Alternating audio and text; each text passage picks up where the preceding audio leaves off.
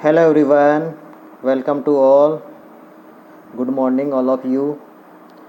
आज की क्लास में हम इंटीग्रेशन का एक न्यू मेथड यानी इंटीग्रेशन सॉल्व करने का एक न्यू मेथड देखेंगे। इससे पहले वाली क्लास में हमने इंटीग्रेशन के दो मेथड देखे थे। सबसे पहला मेथड था इंटीग्रेशन बाय यूजिंग स्टैंडर्ड फॉर्मूले और सेकंड वाला जो मेथड था वो था इंटीग्रेशन बाय सब्स्टिट्यूशन मेथड। और मैं उम्मीद करता हूँ ये दोनों मेथड तुम्हें अच्छे से समझ में आ गए होंगे। अगर किसी को समझ में नहीं आया हो तो पहले वो मेथड देखें, ठीक है। और आज की क्लास का जो टॉपिक है वो स्क्रीन पर शो कर रहा हूँ। ये है आज की क्लास का टॉपिक। आज की क्लास का टॉपिक है integration by resolving into partial fractions. अब किसको रिजॉल्व करना है? कोई फ्रैक्शंस होंगे उनको रिजॉल्व करना है और हम इंटीग्रेशन सॉल्व करेंगे। तो सबसे पहले हम ये देखेंगे कि जो ये फ्रैक्शंस होते हैं वो कितने टाइप्स के होते हैं और उनको किस तरीके से रिजॉल्व करते हैं, ठीक है।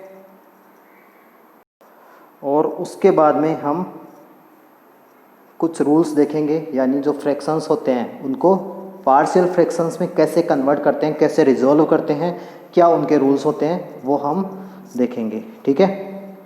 तो आज की क्लास में हम इंटीग्रेशन का थर्ड मेथड स्टार्ट कर रहे हैं, integration by resolving into partial fraction.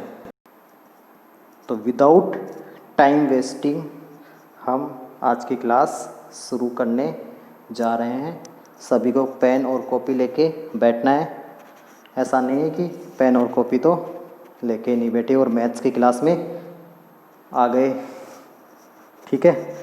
तो मैथ्स की क्लास के लिए सबसे ज़्यादा ज़रूरी है पेन और कॉपी, ठीक है। तो चलिए स्टार्ट करते हैं आज की क्लास। क्लास का टॉपिक जैसा कि सभी को पता है, आज की क्लास का टॉपिक है integration by resolving into partial fraction. तो आज की क्लास का टॉपिक है इंटीग्रेशन, हेडिंग लिखो सभी, integration by resolving into partial fraction.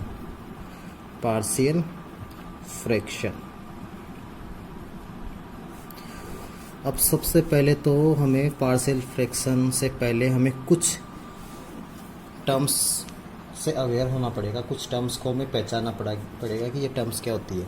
तो सबसे पहले तो सबको ये पता है जैसे कि रेशनल नंबर क्या होता है, व्हाट इज़ रेशनल नंबर। तो रेशनल नंबर क्या होता है? A number which can be, note कर लेना ये क्योंकि सबको पता है पहले ही, which can be represented as p by q form, that is rational number. और यहाँ पर एक कंडीशन होती है where q not equal to zero. अगर q इक्वल टू जीरो हो गया तो नंबर क्या हो जाएगा? इन्फिनिटी, जो कि डिफाइन नहीं होता। 1/0 क्या होता है? इन्फिनिटी, जो कि डिफाइन नहीं होता। तो रेशनल नंबर ये होता है। अब इसके साथ ही रेशनल फंक्शन, सेकंड जो हेडिंग लिखनी है हमें लिखनी है rational function. What is rational function? अब रेशनल फंक्शन क्या होता है वो देखना है हमें। तो देखो रेशनल फंक्शन जैसे रेशनल नंबर में p by q के फॉर्म में होता है। फंक्शन है यानी यहाँ न्यूमरेटर में भी कोई फंक्शन होगा, डिनोमिनेटर में भी कोई फंक्शन होगा। यानी एक ऐसा फंक्शन जिसको हम p ऑफ x और q ऑफ x के फॉर्म में रिप्रेजेंट कर सके, ठीक है। A function which can be represented as p of x by q of x is called rational function, right. तो आ गया होगा समझ में फंक्शन में क्या होता है, रेशनल फंक्शन में क्या होता है। तो इसमें लिख सकते हैं एफ फंक्शन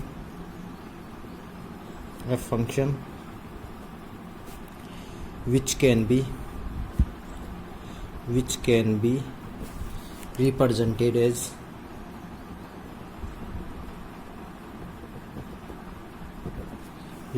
एज देखो फंक्शन में तो मैं ऐसा बोल सकता हूँ एफ ऑफ एक्स ले लेता हूँ फंक्शन को अपॉन जी ऑफ एक्स। अब ये एफ ऑफ एक्स मीन्स ये भी फंक्शन एक्स का है, ये भी, और जी ऑफ एक्स भी एक्स का ही फंक्शन है। यानी दोनों सेम वेरिएबल का फंक्शन होना चाहिए, है ना। एक्स का है तो एक्स का ही होना चाहिए न्यूमरेटर में और डिनोमिनेटर में, ठीक है। Is called rational function. Function. उम्मीद करता हूँ रेशनल फंक्शन क्या है समझ में आ गया होगा। A function which can be represented as F of X by G of X, ठीक है, इज कॉल्ड रेशनल फंक्शन। अब देखो यहाँ पर रेशनल फंक्शन में भी दो पार्ट हो सकते हैं, रेशनल फंक्शन के भी दो पार्ट हो सकते हैं, ठीक है। रेशनल फंक्शन का फर्स्ट पार्ट जो होता है वो होता है प्रॉपर रेशनल फंक्शन। अब देखो प्रॉपर रेशनल फंक्शन क्या होता है, जैसे प्रॉपर रेशनल नंबर होता है और इम्प्रॉपर रेशनल नंबर होता है ना।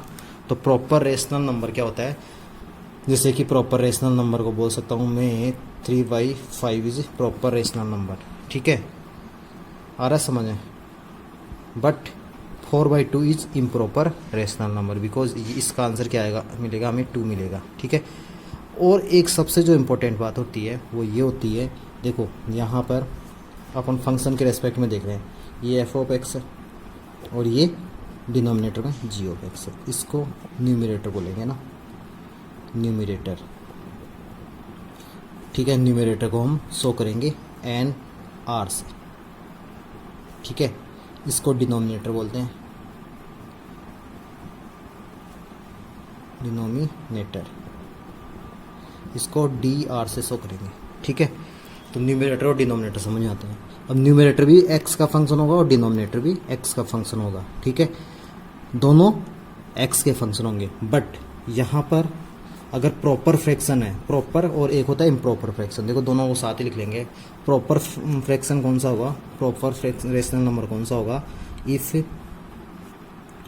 पावर ऑफ, या मैं और भी अच्छा वर्ड यूज में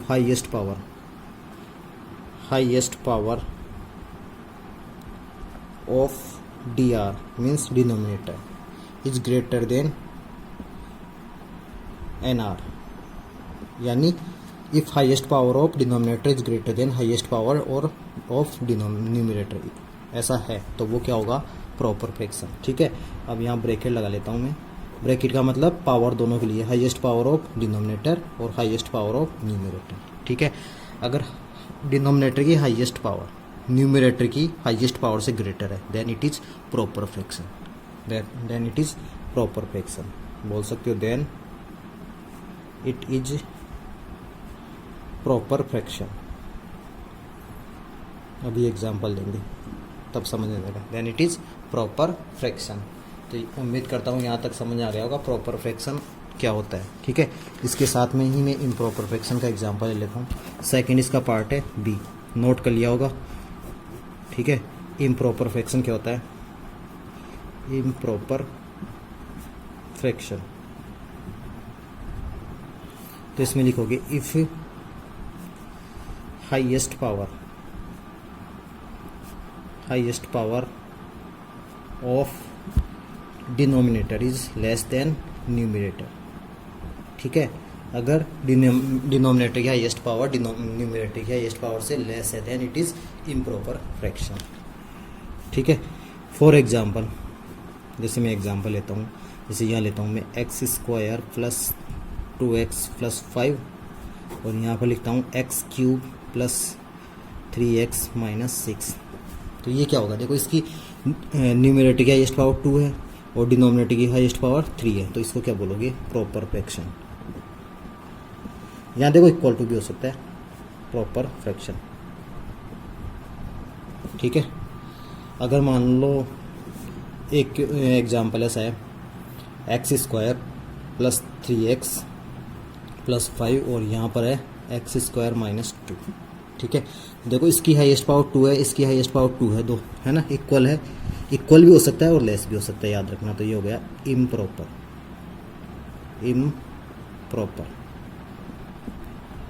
इम्प्रॉपर फ्रैक्शन। आगे समझ में।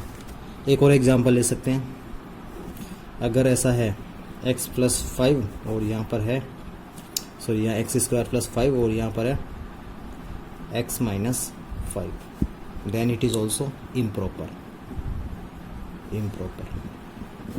तो उम्मीद करता हूँ proper fraction and improper fraction क्या होते हैं।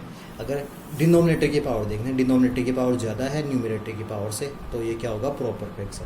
अगर डिनोमिनेटर की पावर लेस देन है और इक्वल टू है न्यूमेरेटर की हाईएस्ट पावर से, then it is improper fraction. अब ये ऐसा क्यों समझा रहा हूँ, ऐसा अगर हमें समझ में आ जाएगा तो इंटीग्रेशन करना आसान हो जाएगा। ये जो टॉपिक है वो अच्छे से क्लियर हो जाएगा। सबसे पहले हमें ये तो पता लगाना है कि फ्रैक्शन कौन सा है। मेथड कब यूज में लोगे, जब हमें फंक्शन समझ आएगा, फंक्शन किस टाइप का है। अगर प्रॉपर फ्रैक्शन है तो उसका मेथड अलग होगा, इम्प्रॉपर फ्रैक्शन है तो उसका मेथड अलग से होगा। इसलिए हमें सबसे पहले ये पहचानना जरूरी है कि whether the function is proper और इम्प्रॉपर। तो ये क्लियर हो गया होगा कि प्रॉपर फ्रैक्शन क्या होता है और इम्प्रॉपर फ्रैक्शन क्या होता है। ठीक है, तो देखो इम्प्रॉपर अच्छा नहीं लग रहा सुनने में, तो इम्प्रॉपर को प्रॉपर में कन्वर्ट कर सकते हैं। ये नोट कर लिया होगा सभी ने, तो देखो नोट डाल के लिखो, to convert improper fraction into proper fraction,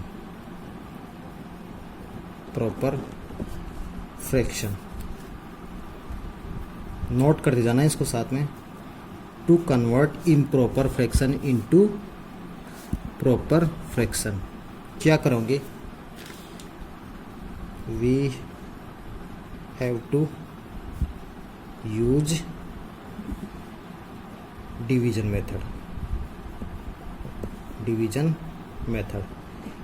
method का मतलब है सिंपल इसको डिवाइड करना और कुछ भी नहीं है। फॉर एग्जाम्पल से क्लियर होगा। फॉर एग्जाम्पल जैसा कि अभी हमने एग्जाम्पल लिया था यहाँ पर इम्प्रॉपर फ्रैक्शन का, ऐसा है x² + 3x + 5 upon x² - 2, that is improper fraction. ये इम्प्रॉपर फ्रैक्शन है। इसको प्रॉपर फ्रैक्शन में कन्वर्ट करने के लिए क्या करना होगा, सिंपल सी बात है। डिवाइड मेथड कैसे लगाओगे, ये न्यूमरेटर है और ये डिनोमिनेटर है, तो यानी न्यूमरेटर को डिनोमिनेटर से अलग से डिवाइड करके देखोगे तो डिवाइड कर सकते हो। x² - 2 कैसे डिवाइड करना है, ये हो गया x² + 3x + 5, ऐसा करते हैं डिवाइड। ठीक है, अब देखो डिवाइड करना सबको आता होगा, वेरिएबल्स का डिवाइड करना सबको आता होगा। ये जैसे ये x² है, ये x² है, ठीक है, तो इस x² को कितने से मल्टीप्लाई करेगी, x² बन जाए। तो यहाँ तो सिंपल सा दिख रहा है 1, ठीक है, बिकॉज 1 को x² से मल्टीप्लाई करोगे तो x² आएगा। अगर यहाँ पर x होता, यहाँ पर x² होता तो क्या करते, x से मल्टीप्लाई करते। यहाँ x³ होता और यहाँ पर x होता तो x² से मल्टीप्लाई करना होता। तो 1 से मल्टीप्लाई किया, इस पूरे नंबर को करते हैं, ऐसा ही तो करते हैं डिवाइड में। तो ये x² माइनस का 2, फिर क्या करते हैं माइनस, साइन रिवर्स करते हैं, माइनस ये प्लस का, तो ये कैंसिल हो गया और ये 3, तो ये यहाँ पर नहीं होगा। देखो ये ऐड किस में होता है, वेरिएबल में, और कांस्टेंट में ऐड होता है। ठीक है, तो ये 3x एज इट इज, 5 और 2 7। अब ऐसा नहीं कि 3x में 2 ऐड कर दो, नो, इसमें ऐड नहीं होगा। इसके नीचे लिख दिया तो इसका मतलब ये थोड़ी इसको इसमें ऐड हो जाएगा, नो, इसमें ऐड नहीं होगा। ठीक है, तो अब यहाँ पर पावर क्या मिल रही है हमें, x की पावर 1 और डिनोमिनेटर की पावर है 2, तो यानी अब ये प्रॉपर फ्रैक्शन हो जाएगा। सो ये जो कंप्लीट फंक्शन होगा वो क्या हो जाएगा, so x² + 3x + 5 upon x² - 2 will become as, जिससे जो डिविडेंड है 1 प्लस जो रिमाइंडर बचा वो 3x + 7 अपॉन में ये जिससे डिवाइड किया था, ये लिख देंगे। ठीक है, तो इसको हमने किस में कन्वर्ट कर दिया, ये जो वैल्यू है, अब ये इस वैल्यू को क्या बोलोगे, प्रॉपर फ्रैक्शन। एक और एग्जांपल ले लेंगे ताकि अच्छे से क्लियर हो जाएगा, प्रॉपर फ्रैक्शन। ठीक है, अब प्रॉपर फ्रैक्शन क्यों बोलोगे, देखो 1 के डिवाइड में क्या है, 1 ही है। ठीक है, तो यहाँ पर x का कोई वेरिएबल है ही नहीं, तो ये तो कोई फंक्शन है ही नहीं। ठीक है, ये तो कांस्टेंट है। अब यहाँ पर x की पावर 1 है, यहाँ पर x की पावर 2 है, यानी न्यूमरेटर की पावर 1 है, डिनोमिनेटर की पावर 2 है, यानी power of denominator is greater then power of numerator, so it is proper fraction. तो हम प्रॉपर फ्रैक्शन में इसमें इसको कन्वर्ट कर दिया हमने। ठीक है, तो उम्मीद करते हैं डिवीजन मेथड समझ में आया होगा।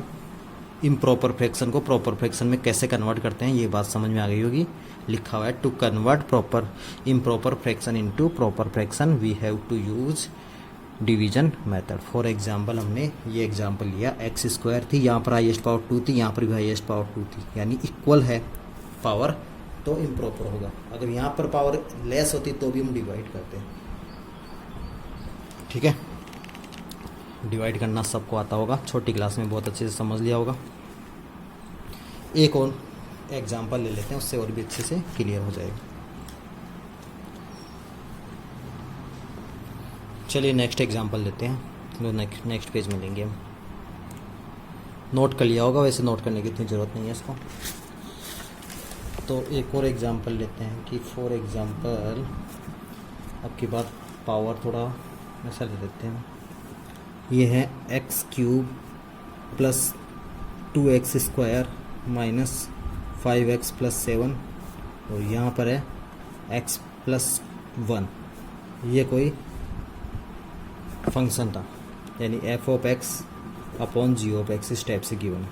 ठीक है, तो दिख रहा है यहाँ पर न्यूमरेटर की पावर 3 है और डिनोमिनेटर की पावर 1 है, यानी power of denominator is less then power of numerator, so it is improper. तो ये क्या होगा?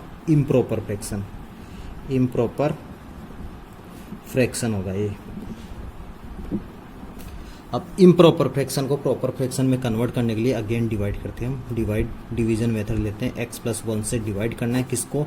x³ plus 2x² minus 5x plus 7 को। ठीक है, तो देखो यहाँ पर x³ है, यहाँ पर x है। अब इस x को किससे मल्टीप्लाई करें कि x³ बन जाए? तो x² से करना है, सिंपल बात है, x² से मल्टीप्लाई करोगे, है ना? तो क्या बन जाएगा ये? x² से इसको मल्टीप्लाई करोगे तो x³ x² को 1 से करोगे तो x², यानी इसके साथ में लिख सकते हो उसको x²।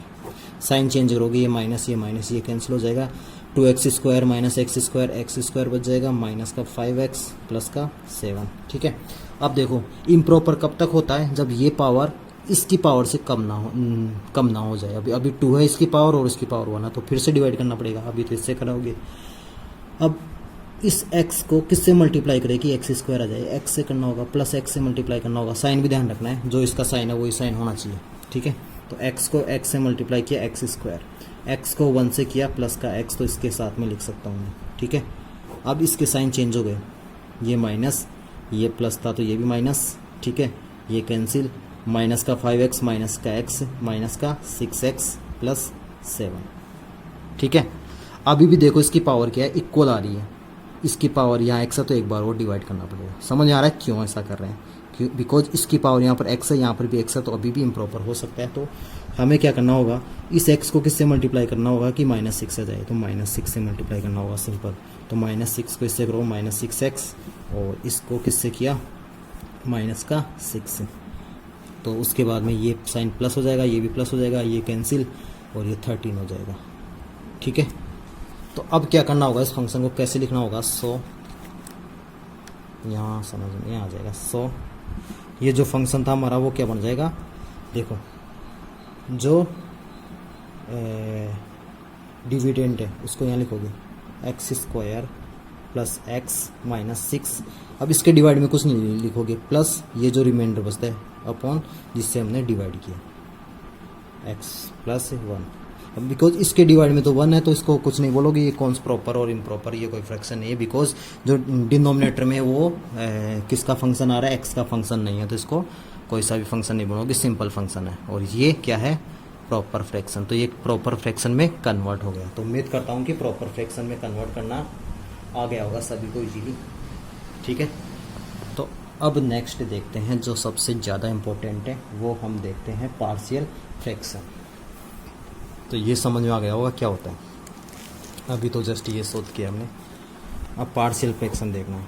तो देखो अभी इसमें एक एग्जांपल और लेते हैं, थोड़ा सा अभी सोल्व नहीं करेंगे उसको। जैसे मान लो ऐसा है x² माइनस 3x प्लस 5, और एक है x प्लस 2, और एक है x माइनस 3। तो ये कौन सा फंक्शन होगा? इट इज़ प्रॉपर और इम्प्रॉपर? दिमाग लगाओ, कौन सा है, प्रॉपर है या इम्प्रॉपर है? ठीक है, तो कैसे पता लगाते हैं? न्यूमरेटर की पावर क्या है? सब कमेंट करो, अभी फटाफट कमेंट करना है। प्रॉपर है या इम्प्रॉपर है? प्रॉपर है तो P लिखना है, इम्प्रॉपर है तो IMP लिखना है।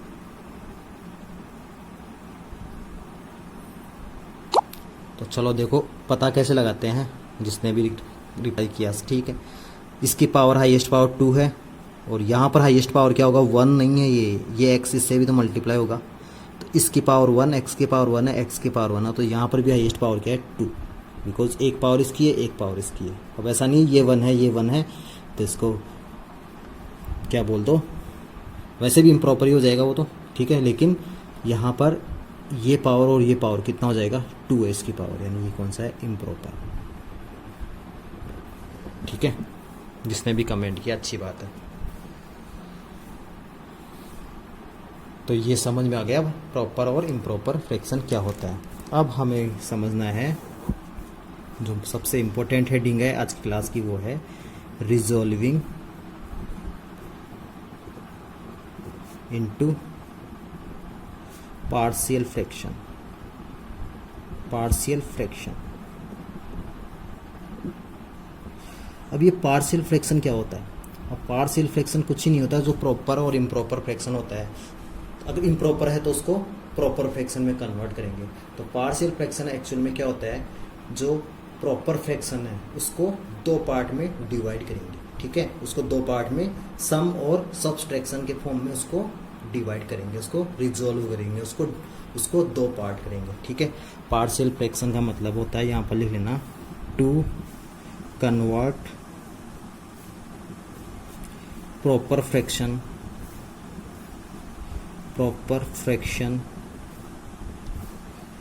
into two or more parts in the form of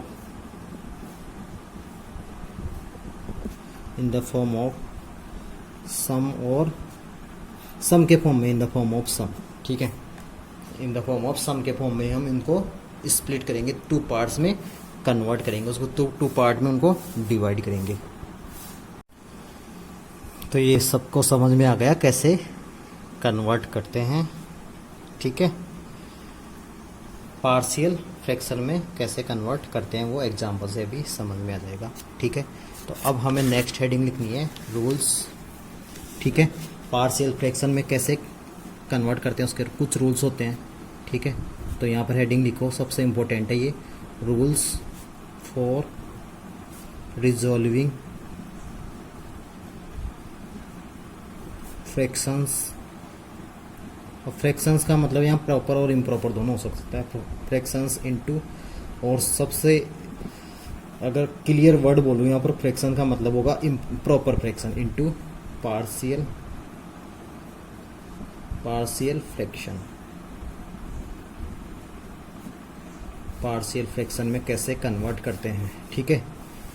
कोई प्रॉपर फ्रैक्शन है उसको पार्शियल फ्रैक्शन में कैसे कन्वर्ट करते हैं। तो यहाँ फ्रैक्शन की जगह भी इंपॉर्टेंट चीज़ है, प्रॉपर फ्रैक्शन ही होना चाहिए। अगर इम्प्रॉपर फ्रैक्शन है तो उसको प्रॉपर फ्रैक्शन में पहले कन्वर्ट करोगे, उसके बाद में उसको पार्शियल फ्रैक्शन में कन्वर्ट करना है। तो रूल नंबर 1, रूल 1 क्या कहता है, देखो रूल फर्स्ट क्या बोलता है। रूल में फर्स्ट में ऐसा ही कह सकते हो पहला तो, कि अगर इम्प्रॉपर है, इफ फ्रैक्शन इज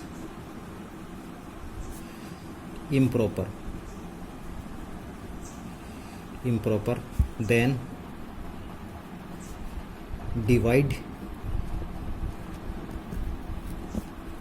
न्यूमरेटर को मैं सिर्फ एनआर लिखूंगा, न्यूमरेटर बाय डिनोमिनेटर।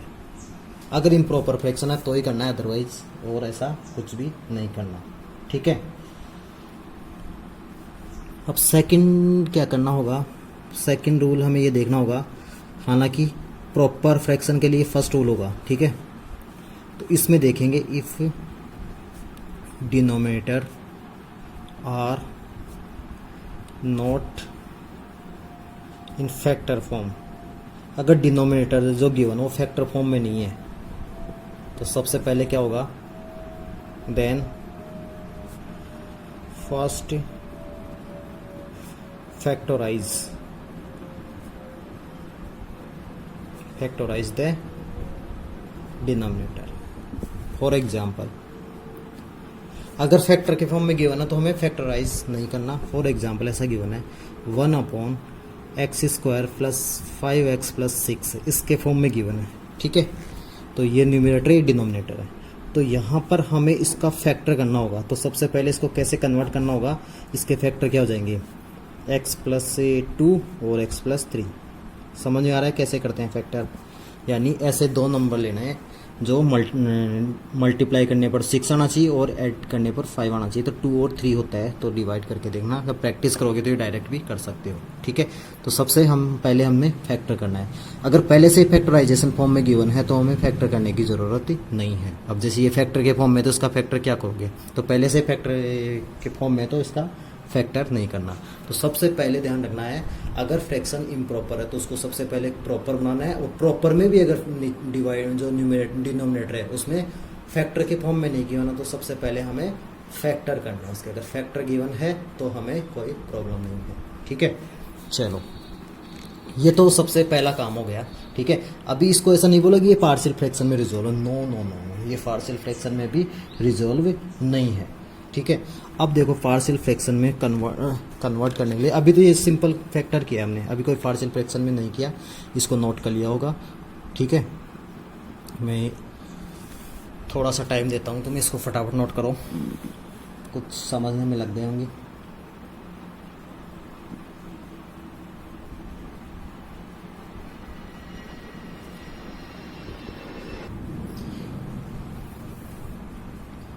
तो नोट हो गया होगा, नहीं नोट हुआ है तो बाद में नोट कर सकते हो, स्क्रीनशॉट ले लो। जो सबसे इंपॉर्टेंट चीज़ है वो अब है, एक्चुअल में रूल्स से अब भी आएंगे। अब इसके बाद में इसका ए पार्ट, ऐसा करने के बाद क्या करोगे, ए फर्स्ट पॉइंट लोगे, ए इफ़ ऐसा लिखोगे, इफ़ डिनोमिनेटर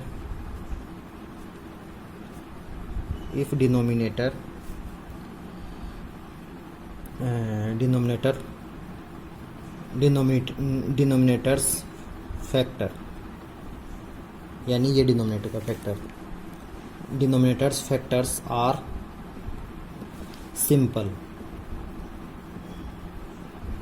और मैं बोल सकता हूँ सिंपल और लीनियर। लीनियर का मीनिंग क्या होता है, सिंगल पावर, यानी कोई डबल पावर नहीं होनी चाहिए, सिंगल पावर होनी चाहिए। एंड नॉन रिपीटेटिव,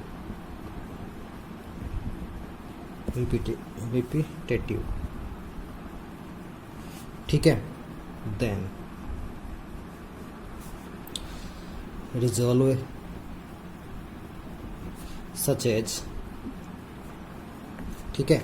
तो देखो सबसे पहले ध्यान रखना है कि डिनोमिनेटर के जो फैक्टर है वो सिंपल है या लीनियर है और नॉन रिपीटेटिव है। नॉन रिपीटेटिव यानी जैसे ये फैक्टर है x+2 है, ये x+3 है, तो ऐसा थोड़ी x+2 2 बार आ रहा है, नहीं, x+1 सिंगल टाइम है, x+3 भी सिंगल टाइम है, और उसकी पावर भी सिंपल है, 1 है, ठीक है, सिंगल पावर है, और ये सिंपल फॉर्म में है, ठीक है। तो किस टाइप से अब हमें रिजॉल्व करना है, पार्शियल फ्रैक्शन का हम अभी बताया था, पार्शियल फ्रैक्शन को कैसे रिजॉल्व करते हैं। इनके दो पार्ट, दो या दो से ज़्यादा पार्ट्स करते हैं, किसके फॉर्म में, सम के फॉर्म में। तो जो हमारा जो फंक्शन गिवन था, फॉर एग्जांपल जैसे कि मैं बोलूँ 1/x+a और यहाँ पर बोल दूँ x+b, ऐसा बोल दूँ, तो इसको कैसे रिजोल्व करोगे, capital A/x+a plus capital B/x+b, ऐसा कर सकते हैं, ठीक है। इसके फैक्टर कहते हैं x+a और x+b। ए और बी यहाँ पर कांस्टेंट होगा, एक्स वेरिएबल होगा। तो देखो यहाँ पर ये किसके फॉर्म में था, 1/डिवाइड के फॉर्म, ऐसे था मल्टीप्लाई के फॉर्म में, इसको किसके फॉर्म में कन्वर्ट कर दिया, सम के फॉर्म में। तो ये पार्शियल फ्रैक्शन का फर्स्ट रूल हो गया। आई होप कुछ समझ में आ रहा होगा, ठीक है। स्मॉल ए और स्मॉल बी क्या है, इसकी वैल्यू यहाँ पर वैल्यू में गिवन होगी 2, 3 कुछ भी हो सकती है। Capital A and capital B हमने अलग से अज्यूम किया, तो इसकी वैल्यू फाइंड करेंगे, वो कैसे फाइंड करेंगे वो बाद में देखेंगे। तो सबसे पहला रूल समझ में आ गया होगा कि कैसे किया है, ठीक है। सेकंड रूल, ठीक है। अब सेकंड रूल में लिखूंगा मैं, अब डायरेक्ट ऐसे लिख रहा हूँ, इफ फैक्टर्स की बात करूंगा तो किसका फैक्टर्स होगा, डिनोमिनेटर का, factors of denominator are simple word का मतलब है यहाँ पर सिंगल पावर, एंड रिपीटेटिव, कोई सा भी एक रिपीट हो सकता है, ठीक है। ये सिंपल होगा और क्या हो सकता है, रिपीटेड हो सकता है, एंड रिपीटेड, देन, ठीक है। देन किस टाइप से कर सकते हैं? फॉर एग्जांपल हमारे पास ऐसा गिवन है 1/x प्लस ए एक्स प्लस बी और x प्लस बी, ऐसा गिवन है। तो देखो x प्लस ए सिंपल है, x प्लस बी सिंपल है, x प्लस बी भी सिंपल है, बट x प्लस बी और x प्लस बी ये दोनों क्या है? रिपीट हो रहे हैं, रिपीट हो रहे हैं। ठीक है, तो इसको कैसे रिजोल्व करना? पार्शियल फ्रैक्शन में देखो जितने फैक्टर होते हैं उतने कांस्टेंट लेने पड़ते हैं। Constant means A B. अब यहाँ पर फैक्टर कितने थे? 2, तो 2 कांस्टेंट लिया ए और बी। यहाँ पर फैक्टर कितने हैं? 1 2 3, तो कांस्टेंट कितने लेने पड़ेंगे? सी। तो पहला फैक्टर हो गया ए अपॉन एक्स प्लस ए, ठीक है। सेकेंड हो गया बी अपॉन जो रिपीट था उसको ले लो एक्स प्लस बी, ठीक है। तीसरा कौन सा लेना पड़ेगा हमें फैक्टर? तीसरा फैक्टर लेना पड़ेगा सी, बट इसके डिवाइड में क्या होगा? एक्स प्लस बी का होल स्क्वायर। याद रखना जब भी रिपीट होता है तो एक तो सिंगल लेना है, जो रिपीट हो रहा है उसको क्या लेना होगा हमें? एक तो सिंगल है और एक उसका पावर, ठीक है। एक उसकी पावर लेनी है, जो रिपीट हो रहे हैं उसका लेना है, उसको डबल बार लेना है। तो उम्मीद करता हूँ ये सेकंड रूल भी समझ में आ गया होगा, ठीक है। और एग्जांपल ले लेते हैं, जैसे कि एग्जांपल ऐसा गिवन हमें 1/x माइनस 2 है, x प्लस 3 है और x माइनस 5 है। तो ये किसके फॉर्म में? सिंपल फॉर्म में है, ठीक है। सिंपल फॉर्म में और विदाउट रिपीटेशन वाले हैं। तो कैसे करोगे? कितने फैक्टर है? 1 2 3, तो 3 वेरिएबल होगा, 3 कांस्टेंट होगा, 3 पार्ट में डिवाइड होगा इसको। a plus b upon x plus 3 plus c upon X minus 5। उम्मीद करता हूँ ये एग्जाम्पल क्लियर हो गया होगा। एक और एग्जाम्पल लेते हैं इसके साथ में ही। ऐसा गिवन हमें जैसे कि एक्स स्क्वायर माइनस 4 और एक गिवन है x प्लस 2, एक गिवन है x माइनस 3, इस टाइप से गिवन है, ठीक है। तो देखो यहाँ पर एक्स स्क्वायर इसके फैक्टर हो सकते हैं। क्या बोला था? अगर फैक्टर हो रहे हैं तो पहले फैक्टर करना होगा। तो सबसे पहले इसके फैक्टर हो रहे हैं तो मैं इसको ऐसा लिख सकता हूँ, ऐसा थोड़ा सा यहाँ कर देता हूँ, इसको ऐसा लिख सकता हूँ मैं x माइनस 2 और ये हो जाएगा x प्लस 2 आएगा और x प्लस 2 यहाँ से आएगा, तो x प्लस 2 का होल स्क्वायर ऐसा कर सकता हूँ मैं इसको, x माइनस 3 ऐसा कर सकते हैं। ये x प्लस 2 का होल स्क्वायर कैसे हुआ? यहाँ से क्या मिलेगा? x माइनस 2 और x प्लस 2 मिलेगा, तो x माइनस 2 ये रहा, x माइनस 2 और x माइनस 2 ये रहा, इसका होल स्क्वायर, ठीक है। तो देखो सिंपल है बट रिपीटेड हो रहा है। रिपीट कौन सा हो रहा है? x प्लस 2 का होल स्क्वायर, ये रिपीट हो रहा है। जो सिंगल है उसको एज इट इज लिखो, a upon X minus 2 plus जो रिपीट हो रहा है उसको 2 बार लिखते हैं। कौन सा रिपीट हो रहा है? x प्लस 2, यानी इसको क्या लिखना है? b अपॉन एक्स प्लस 2, एक बार सिंगल और एक बार इसकी पावर में c अपॉन एक्स प्लस 2 का whole square plus because x minus 3 नहीं लिखा तो fourth variable d upon X minus 3, ये इसकी पावर 2 है, ठीक है। ये समझ में आ गया होगा कैसे हमने पार्शियल फ्रैक्शन में रिजोल्व किया। ये 2 रूल समझ में आ गए होंगे, 2 रूल अच्छे से समझ में आ गए होंगे। अगर फैक्टर नहीं है, सबसे पहले तो क्या करोगे? फ्रैक्शन को देखेंगे प्रॉपर फ्रैक्शन है या इम्प्रॉपर फ्रैक्शन है। अगर प्रॉपर फ्रैक्शन है तो कोई प्रॉब्लम नहीं है, ठीक है। प्रॉपर फ्रैक्शन है तो पहले फिर देखोगे फैक्टर के फॉर्म में है या नहीं, कौन? डिनोमिनेटर फैक्टर के फॉर्म में है या नहीं। फैक्टर के फॉर्म में है तो कोई प्रॉब्लम नहीं है, अदरवाइज फैक्टर करोगे, ठीक है। और सबसे पहले अगर इम्प्रॉपर फ्रैक्शन है तो उसको किस में कन्वर्ट करोगे? प्रॉपर फ्रैक्शन में। प्रॉपर फ्रैक्शन में करने के बाद में फैक्टर करोगे, उसके बाद में फैक्टर को चेक करोगे कि सिंपल है और रिपीटेशन है या नहीं है। तो सिंपल है तो क्या करोगे? डायरेक्ट रिजोल्व कर दोगे। जितने भी फैक्टर हो रहे हैं उतने कांस्टेंट ले लोगे, a b c d इस टाइप से। मैक्सिमम 4 वेरिएबल तक का ही तुम्हारे सिलेबस में है, 4 से ज़्यादा नहीं होगा। 4 भी बहुत कम बार देखने को मिलेगा, 3 वेरिएबल और 2 के ज़्यादा ट्यूशन देखने को मिलेंगे। अगर रिपीट हो रहा है तो उसमें क्या करोगे? जो फैक्टर रिपीट हो रहा है उसको 2 बार लिखोगे, एक बार विदाउट रिपीट वाला और एक बार रिपीट वाला। तो ये नोट कर लिया होगा सभी ने, ठीक है। एग्जाम्पल समझ में आ गए होंगे सभी को। तो एक रूल और देखते हैं फटाफट, ठीक है। लास्ट रूल बोल सकते हैं उसको, हालांकि और भी रूल होते हैं लेकिन वो फिर उसी से डिराइव कर सकते हैं। जो एग्जिस्टिंग रूल्स हैं उनमें से हम बना सकते हैं। तो हमें 3 रूल ही ध्यान रखना है। सबसे पहले तो फैक्टर देखना होगा हमें, फैक्टर रिपीट सिंपल है या सिंपल नहीं है, और उसके बाद में फैक्टर्स जो है वो रिपीट हो रहे हैं या विदाउट रिपीट है, ठीक है। तो अब देखो फैक्टर दो ही टाइप के हो सकते हैं, या तो सिंपल हो सकते हैं, यानी सिंपल का मतलब सिंगल पावर के, या फिर क्वाड्रेटिक हो सकते हैं, क्वाड्रेटिक यानी डबल पावर जिसकी है, ठीक है। 3 वाला भी हो सकता है, लेकिन 3 वाला हमारे सिलेबस में नहीं है, तो 2 हो गए थे ये। If factors are in the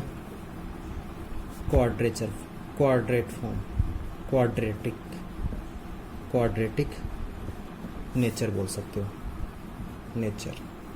if factors are in the quadratic nature, then क्या करोगे? जैसे कि फॉर एग्जाम्पल समझ में आएगा, यहाँ पे थ्योरी लिखने से कोई मतलब नहीं है। फॉर एग्जाम्पल यहाँ पर ऐसा है 1 अपॉन ऐसा है x² + 2, इस टाइप से एक ही एग्जाम्पल होते हैं, है ना। अब देखो इसका फैक्टर नहीं हो सकता, x² - 2 होता तो फिर भी समझ में आता है, x² - 2 होता तो क्या होता है x - √2 और x + √2 ऐसा कर सकते हैं, लेकिन x² + 2 इसका कोई फैक्टर नहीं होता। और ये जो फैक्टर है वो किसके फॉर्म में? क्वाड्रेटिक नेचर के, ठीक है। क्वाड्रेटिक मीन्स जिसकी पावर डबल होती है। तो उस केस में क्या करते हैं, देखो इसके देखो पावर 2 है तो 2 वेरिएबल लेने ही पड़ेंगे। तो इसको कैसे रिप्रेजेंट करते हैं? इसको बोलते हैं ax + b अपॉन x² + 2, इसके फॉर्म में रिप्रेजेंट करना होगा इसको, ठीक है। ax + b अपॉन x² + 2, इस तरीके से हमें रिप्रेजेंट करना पड़ेगा, ठीक है। फॉर एग्जाम्पल एक और एग्जाम्पल लेते हैं। अगर ऐसा है 1 अपॉन x - 2 और x² + 5, इस टाइप से, ठीक है। तो देखो अब यहाँ पर फैक्टर कितने हैं? एक फैक्टर ये रहा, एक फैक्टर ये रहा, बट इसकी पावर 2 है, तो है ना। ये सिंपल वाला है, तो सिंपल वाले को कैसे रिप्रेजेंट करोगे? a अपॉन, बिकॉज यहाँ पर तो फैक्टर सिंपल है तो x - 2 प्लस ये जो x² + 5 है ये क्वाड्रेटिक नेचर है, तो इसको कैसे लिखोगे? bx + c upon x² + 5। अब a नहीं लिखोगे यहाँ पर, बिकॉज a पहले से यूज में ले चुके, तो bx + c अपॉन x² + 5। तो उम्मीद करता हूँ ये एग्जाम्पल भी अच्छे से समझ में आ गया होगा, ठीक है। एक और सिंपल सा एग्जाम्पल ले लेता हूँ मैं इसका। अगर मान लो ऐसा भी हो सकता है 1 अपॉन x² + 2, और यहाँ पर ऐसा हो सकता है x² + 3, ऐसा हो सकता है, ठीक है। तो दोनों ही क्वाड्रेटिक नेचर है। तो क्या करोगे? सबसे पहले x² + 2 को क्या लिखोगे? ax + b upon x² + 2 plus, अब ये अलग से क्वाड्रेटिक नेचर का है, तो इसको क्या बोल सकते हो? cx + d, क्या लिख सकते हो? cx + d upon x² + 3 as it is, ऐसा लिख सकते हो। तो उम्मीद करता हूँ पार्शियल फ्रैक्शन में रिजॉल्व करना आ गया होगा, कैसे करते हैं। ये 3 रूल जो है वो सबसे ज़्यादा इंपॉर्टेंट है, उसको ध्यान रखना है, ठीक है। फर्स्ट रूल क्या है, इसको नोट तो कर लेना सभी, ठीक है। नोट समझ में आ रहा है कैसे, है ना। फर्स्ट रूल जो है वो क्या कहता है, अगर फैक्टर्स डिनोमिनेटर के फैक्टर्स सिंपल फॉर्म में है और विदाउट रिपीटेशन है, तो हम क्या करते हैं उसको प्लस सम के फॉर्म में रिप्रेजेंट कर सकते हैं। जो भी फैक्टर थे उनको सम के फॉर्म में रिप्रेजेंट कर सकते हैं with the help of constant a and b, ठीक है। जैसे a upon x + a, b upon x + b and so on, इस टाइप से रिप्रेजेंट कर सकते हैं, ठीक है। अगर रिपीट हो रहा है तो जो रिपीट वाला फैक्टर हो रहा है उसको एक बार तो सिंगल पावर में लिखना है। जैसे x - 2 का होल स्क्वायर आता है तो उसको क्या लिखना है? a upon x - 2 plus b upon x - 2 का होल स्क्वायर, ठीक है। उसके बाद में फैक्टर्स किसके फॉर्म में हो? क्वाड्रेटिक नेचर के फॉर्म में। क्वाड्रेटिक नेचर के हो तो क्या करना होगा? ax + b के फॉर्म में रिप्रेजेंट करना होता है, या cx + d, जो भी फॉर्म तुम्हें दिखे उस तरीके से हमें रिप्रेजेंट करना है, ठीक है। अब देखो उसके बाद में अगर मैं इसी रूल को अलग अलग बनाता, जैसे एक रूल तो ये हो गया, एक रूल ये हो गया, इसी रूल को ऐसे बनाता मैं कि अगर एक फैक्टर नॉन रिपीटेटिव है और सिंपल है, दूसरा इस टाइप से है, तो इसको इस टाइप से रिप्रेजेंट कर सकते हैं। तो ये कोई अलग रूल नहीं है, वहीं से बना है, ठीक है। ये भी कोई अलग रूल नहीं है, यहीं से बना है। तो 3 ही रूल ध्यान रखने में, ज़्यादा रूल ध्यान नहीं रखने, उसी से बन जाते हैं सभी। तो यहाँ तक समझ में आ गया होगा, ठीक है। यहाँ तक समझ में आ गया है तो यस टाइप करें सभी। यहाँ तक समझ में आ गया है तो, और उम्मीद करता हूँ यहाँ तक तो समझ में आ गया होगा, ठीक है। तो यहाँ तक समझ में आ गया तो इसके बाद में हमें क्या फाइंड करना होगा? ये जो वेरिएबल है, सॉरी कांस्टेंट है a b c जो है, उसकी वैल्यू फाइंड करनी है, ठीक है। ये करना है। अगर ये सबको फाइंड करना आ गया ना, पार्शियल फ्रैक्शन में रिजोल्व करना, ए और बी की वैल्यू फाइंड करना आ गया तो बहुत आसान हो जाएगा। और ऐसा क्यों कर रहे हैं इसका रीज़न देखो क्या है, इसको पार्शियल फ्रैक्शन में रिजोल्व क्यों कर रहे हैं इसका रीज़न देखो क्या है, ये नोट हो गया होगा, इसका रीज़न देखते हैं। फॉर एग्जांपल हमारे पास जैसे कि हमारे पास कोई क्वेश्चन है, इंटीग्रेशन दिया हुआ है 1/x-2 एंड x+3 dx, इसका इंटीग्रेशन करना है। तो देखो सब्स्टिट्यूशन मेथड, कोई सा मेथड यहाँ पर यूज में नहीं होगा, ठीक है, कोई सा मेथड यूज में नहीं होगा। अगर यहाँ पर रूट होता या लगा सकते हो मेथड, तो कोई सा मेथड यूज में ऐसा नहीं कह सकते हम, लगा सकते हो कैसा, इसको आपस में मल्टीप्लाई करोगे, परफेक्ट स्क्वायर बना के स्टैंडर्ड फॉर्मूले में कन्वर्ट कर सकते हो और मेथड यूज में ले सकते हो, कोई डाउट नहीं है इसमें। बट इस वाले मेथड से कैसे करोगे, तो इसको पार्शियल फ्रैक्शन में रिजोल्व करूंगा तो मैं ऐसा हो जाएगा a/x-2 प्लस b/x-3, इस टाइप से रिजोल्व कर सकता हूँ उसको पार्शियल फ्रैक्शन में, ठीक है। अगर मान लो फॉर एग्जांपल मुझे ये a और b पता लग जाए, ठीक है, a और b पता लग जाए, तो इसका आंसर क्या हो जाएगा, डायरेक्टली a कोई कांस्टेंट होगा, याद रखना a और b कांस्टेंट है, इसकी वैल्यू न्यूमेरिकल होगी। जैसे मान लो a की वैल्यू पता लग जाएगी तो इसका आंसर क्या होगा, a into log x-2 plus इसका आंसर क्या होगा, b इंटू log x-3, इस टाइप से इसका आंसर आ जाएगा प्लस का c। तो कितना आसान हो जाएगा इसका आंसर, इसको सोल्व करना काफ़ी आसान हो जाएगा, ठीक है। तो उम्मीद करता हूँ ये समझ में आ रहा होगा क्यों ऐसा कर रहे हैं। ये एक ऐसा अलग मेथड है पार्शियल फ्रैक्शन का इंटीग्रेशन सोल्व करने का, एक सबसे अच्छा मेथड है, बहुत इंटरेस्टिंग मेथड है। बट इसमें ध्यान क्या रखना होगा, ध्यान रखना होगा हमें सबसे पहले तो फ्रैक्शन पता लगाना होगा। फैक्टर गिवन है तो हम डायरेक्ट कर सकते हैं, फैक्टर गिवन है तो सबसे पहले फैक्टर करोगे, उसको पार्शियल फ्रैक्शन में रिजोल्व करोगे, ए बी की वैल्यू फाइंड करोगे और उसके बाद में इजीली उसको इंटीग्रेट कर पाओगे। तो इसकी वैल्यू कैसे फाइंड करते हैं वो देखते हैं। सबसे पहले ए और बी की वैल्यू कैसे फाइंड करते हैं, तो नेक्स्ट पेज ले लेते हैं। तो हम हेडिंग लिख लेते हैं, कोई ऐसा बुक में नहीं दिया हुआ, हम जस्ट समझने के लिए लिख लेते हैं, finding values of constants. Constants से मतलब है यहाँ पर A B C and so on, जो जितने भी कांस्टेंट होंगे पार्शियल फ्रैक्शंस में उनकी वैल्यू हम फाइंड कर रहे हैं। फॉर एग्जांपल से समझ लेते हैं हम, ठीक है। फॉर एग्जांपल हमारे पास ऐसा गिवन है 1/x+2 और x+3 ऐसा गिवन है, ठीक है। तो अब इसको हम पार्शियल फ्रैक्शन में रिजोल्व करेंगे तो क्या करेंगे, a/x+2 प्लस b/x+3 ऐसा ही करोगे, बिकॉज यहाँ पर जो फैक्टर है वो किसके फॉर्म में, सिंपल है और नॉन रिपीट है, तो इस टाइप से इसको रिजोल्व कर सकते हैं। यहाँ तक किसी को कोई डाउट नहीं है, ठीक है। अब देखो यहाँ पर दोनों का एलसीएम ले सकते हैं, यहाँ पर क्या हो जाएगा 1/x+2 और ये हो जाएगा x+3, यहाँ तो ऐसा हो जाएगा, ये तो एज इट इज है ना। यहाँ पर देखो, यहाँ पर भी एलसीएम क्या हो जाएगा x+2 और x+3, ठीक है। अब एलसीएम ये लिया तो ये इससे मल्टीप्लाई हो जाएगा, ये इससे मल्टीप्लाई हो जाएगा, तो क्या हो जाएगा a(x+3) प्लस b(x+2), ठीक है। तो देखो इसके भी डिनोमिनेटर में ये है, इसके भी डिनोमिनेटर में ये है, तो ये कैंसिल हो जाएंगे। तो हम क्या कर सकते हैं, इसको 1 = क्या लिख सकते हैं, a(x+3) प्लस b(x+2) ऐसा लिख सकते हैं, ठीक है। देखो चाहते तो इस वाले टर्म से ये वाली टर्म हम डायरेक्ट लिख सकते हैं, ये जस्ट समझाने के लिए लिखा है, मैं ये टर्म लिखनी है डायरेक्टली, ठीक है। क्यों, बिकॉज हमें पता है इसका भी एलसीएम ये आएगा, इसका भी एलसीएम आएगा, ये कैंसिल हो जाएगा। जो भी इसके न्यूमरेटर में है, जो भी हमारा फंक्शन गिवन है उसका न्यूमरेटर यहाँ पे हो सकता है एक्स के फॉर्म में भी कोई वैल्यू गिवन हो, 1 जरूरी नहीं है हो, यहाँ पर एक्स के फॉर्म में भी हो सकता है, ठीक है। वो हम बाद में एग्जाम्पल्स से समझ लेंगे, ठीक है। तो उसके बाद में जो इसके डिवाइड में है, जो बी के डिवाइड में वो ए से मल्टीप्लाई होगा, जो ए के डिवाइड में वो बी से मल्टीप्लाई हो जाएगा। हमें पता है ये क्रॉस मल्टीप्लाई हो कैसा आता है, ठीक है। कर सकते हैं, यहाँ तक कोई प्रॉब्लम नहीं है, ऐसा कर सकते हैं। ये वाली टर्म लिखने की जरूरत नहीं है, लेकिन लिख सकते हो, लिखना चाहो तो कोई प्रॉब्लम नहीं है, ठीक है। अब देखो, अब यहाँ पर जो ट्रिक है वो ध्यान से समझना है, ये कंसेप्ट है वो बहुत ध्यान से समझना है। कई मेथड होते हैं इसको सोल्व करने की, बट इतना आसान मेथड बता रहा हूँ जो कि कभी भी नहीं भूलोगे। दो मेथड होते हैं वैसे तो ए एंड बी की वैल्यू फाइंड करने की। तो सबसे पहले आज एक मेथड देखेंगे, एक मेथड कल देखेंगे, है ना। अब यहाँ पर देखो, सबसे पहले बोलोगे फॉर वैल्यू ऑफ ए।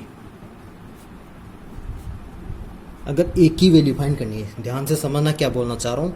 ए की वैल्यू फाइंड करना है तो बी को जीरो करना होगा, ठीक है। ए की वैल्यू फाइंड करने के लिए बी को जीरो करना होगा, ठीक है। बी कैसे जीरो हो गया, एक्स को ऐसी वैल्यू पुट करो कि बी जीरो हो जाए। तो एक्स को यहाँ पर देखो एक्स प्लस टू है, तो एक्स को अगर मान लो मैं माइनस टू पुट कर दूँ तो बी जीरो हो जाएगा, ठीक है। For value of A put X equal to minus two in whole equation. पूरी इक्वेशन में एक्स को माइनस टू से रिप्लेस करना है, ठीक है। तो ऐसा नहीं है कि एक्स को माइनस टू सिर्फ यहाँ पुट करना है, अब एक्स को माइनस टू यहाँ पर भी पुट करना है, यहाँ पर भी पुट करना है। अगर एक्स यहाँ पर हो तो भी उसको माइनस टू पुट करना है। तो इक्वेशन क्या बन जाएगी हमारी, one equal to A, X को माइनस टू पुट करें, minus two plus three plus B minus two plus two, ठीक है। तो देखो माइनस टू प्लस टू, ये तो क्या हो जाएगा, जीरो, ठीक है। जीरो को किसी से मल्टीप्लाई करोगे जीरो हो जाएगा, ठीक है। तो क्या बचा हमारे पास, वन इक्वल टू, देखो टू माइनस थ्री कितना हो जाएगा, ओनली वन होगा, ठीक है। यानी ए बचेगा, ये यानी ए की वैल्यू हमारे पास क्या आ जाएगी, वन। तो उम्मीद करता हूँ ये बात समझ में आ गई होगी कैसे किया, ठीक है। ध्यान रखना है किसी भी एक वेरिएबल को, किसी भी एक कांस्टेंट को जीरो पुट करने के जीरो करने के लिए एक्स को उस टाइप से रिप्लेस करते हैं ताकि सेकंड वाला जीरो हो जाए। जैसे ए की वैल्यू फाइंड करनी है तो इसको जीरो करना होगा, ठीक है। अगर बी, इसी टाइप से अगर बी की वैल्यू फाइंड करूंगा तो मैं ए को जीरो करूंगा, वो कैसे देखते हैं।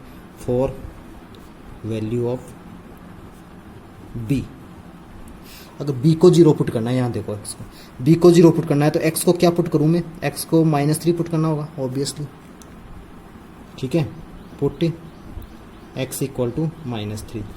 अब देखो इक्वेशन हमेशा हमारा यही रहेगा, इक्वेशन नंबर 1 2 3 जो भी आएगा इक्वेशन 1 में जितना भी एक्स, जहाँ पर भी एक्स गिवन है वहाँ पर माइनस थ्री पुट करना है। अगर यहाँ पर भी जैसे 1 की जगह एक्स गिवन होता तो माइनस थ्री पुट करते, तो क्या हो जाएगा, 1 इक्वल टू, देखो ये रहा, ठीक है, a minus three plus B minus three plus का टू, तो ये तो जीरो हो जाएगा। तो 1 इक्वल टू जीरो, ये देखो कितना हो जाएगा, माइनस का थ्री प्लस टू माइनस का वन, तो माइनस का बी बोल दूँ इसको।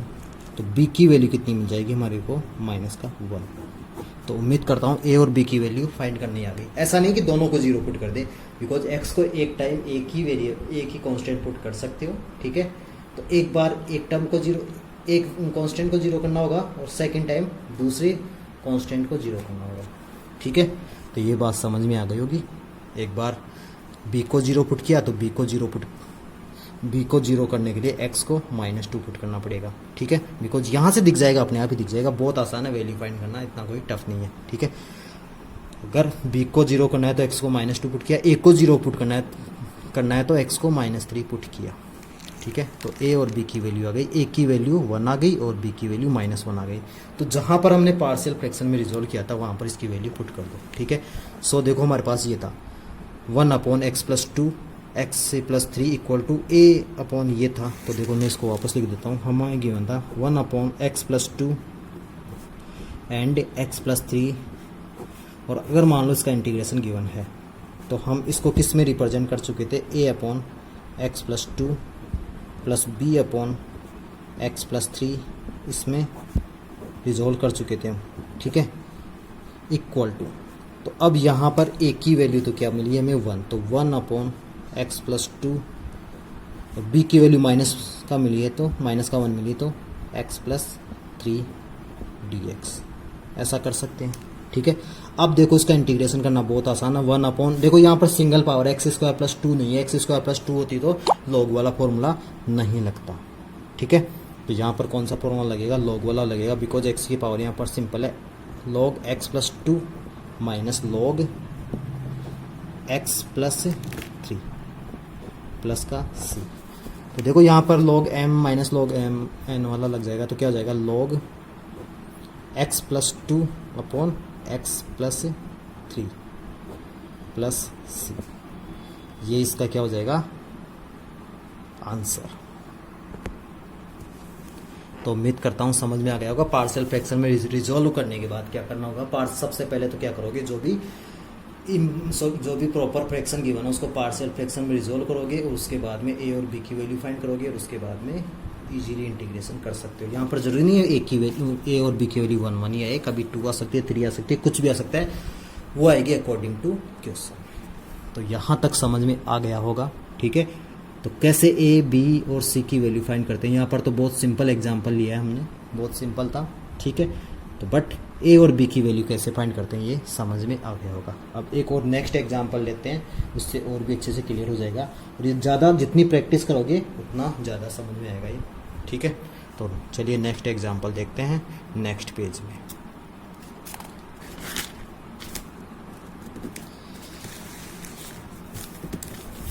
अब जैसे कि एक और एग्जांपल देख लेते हैं हम, थोड़ा सा बड़ा ले लेते हैं, ऐसा ले लेते हैं। अब मैं ऐसा लेता हूँ 2x + 3 अपॉन x - 2 और x + 1 ऐसा ले लेता हूँ। जैसे इसका इंटीग्रेशन करना था हमें, ठीक है।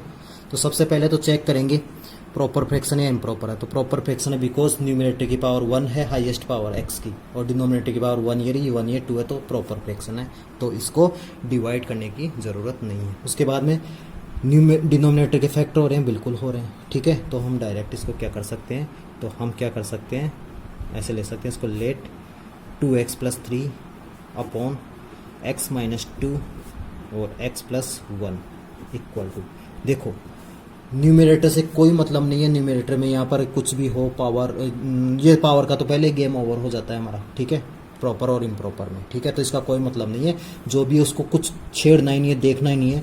ए अपॉन क्या करना हमें directly x - 2 plus B upon क्या करना हमें x + 1, ठीक है, ऐसा करना है। उसके बाद में जैसे एलसीएम लेके सोल्व करोगे, ठीक है, तो ऐसा कुछ नहीं करना, हमें क्या देखना होता है, इसका जो न्यूमरेटर है उसके इक्वल देखते हैं, 2x + 3 इक्वल टू ए के साथ तो क्या आएगा, ये वाली टर्म x + 1, और बी के साथ क्या आएगा, ये वाली टर्म, ऐसा होगा। ये बात समझ में आ गई सभी को, बहुत आसान है, ठीक है, कर सकते हो।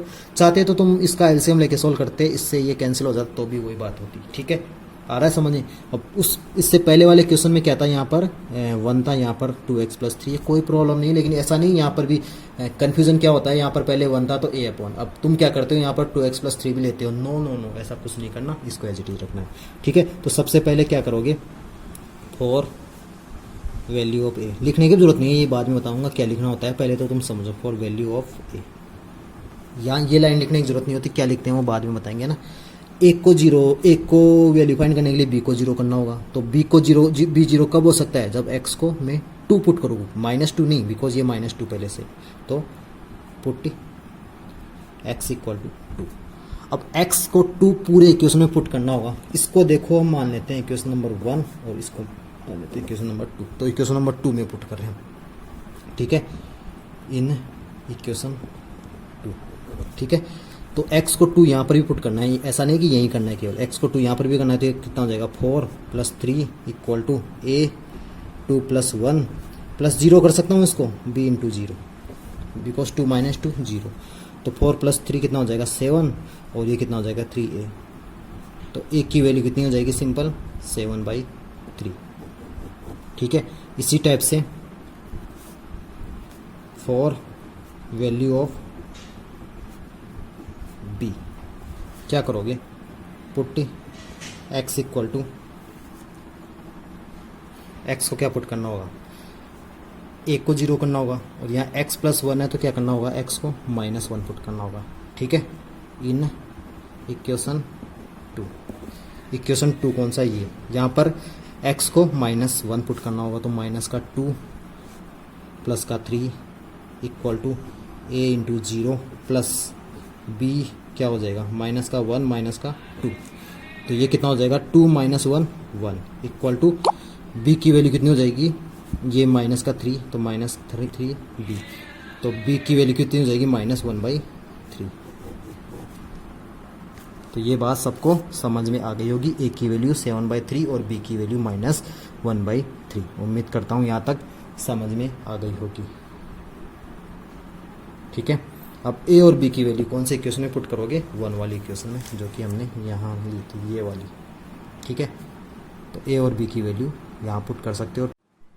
तो ये समझ में आ गई होगी ए और बी की वैल्यू कैसे फाइंड करें, 7/3 और -1/3 कैसे आई। तो उसके बाद में क्या करना होगा, ए और बी की वैल्यू इक्वेशन नंबर 1 में पुट करनी होगी। तो पुट कर देते हैं, ठीक है। तो हमारे पास क्या बन जाएगा, integration 2x + 3 upon x - 2 x + 1 dx।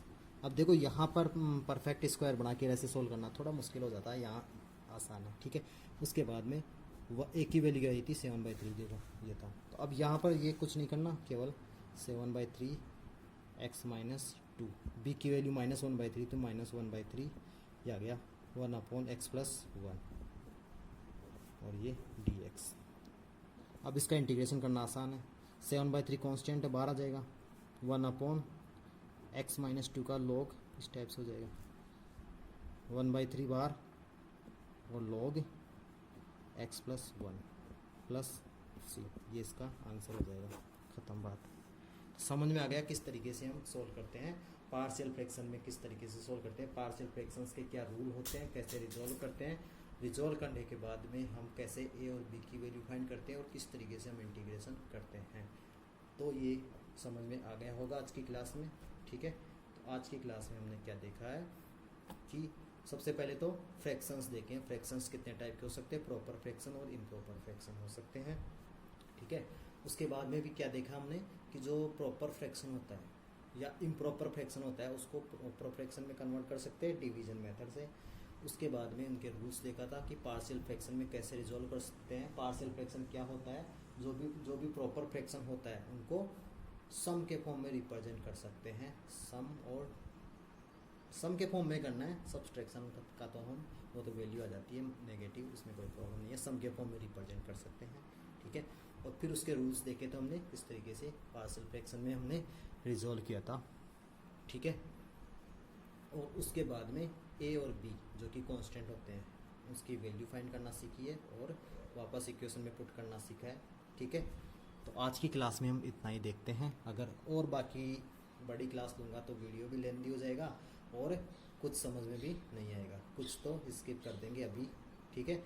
तो अब इसके बाद में जो नेक्स्ट क्लास होगी उसमें और कुछ क्वेश्चंस देखेंगे ताकि ये रूल्स और भी अच्छे से क्लियर हो जाए। अभी एक रूल के बारे में हमने कुछ क्वेश्चंस देखे हैं, क्वेश्चंस तो देखा ही नहीं हमने, जस्ट ए और बी की वैल्यू फाइंड की है, लेकिन ऐसा मान के चलना 60-70% पार्शियल फ्रैक्शन का काम हो गया। अब नेक्स्ट क्लास जो भी अटेंड कर लेगा उसको पार्शियल फ्रैक्शन पूरा समझ में आ जाएगा, बहुत ज़्यादा आसान है, कोई टफ नहीं है, ठीक है। इससे रिलेटेड दो फॉर्मूले आते हैं लॉग में, वो भी नेक्स्ट क्लास में डिस्कस करेंगे हम, ठीक है।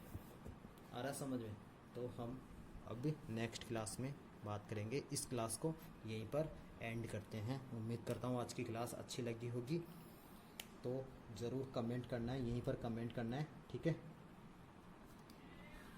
और लाइक तो कोई करता ही नहीं है, बहुत करते हैं, ये तो कहने की ज़रूरत ही नहीं है, ठीक है। चलो ठीक है, यहीं पर फिनिश करते हैं क्लास को। Okay bye, thank you very much जिसने भी देखा क्लास को।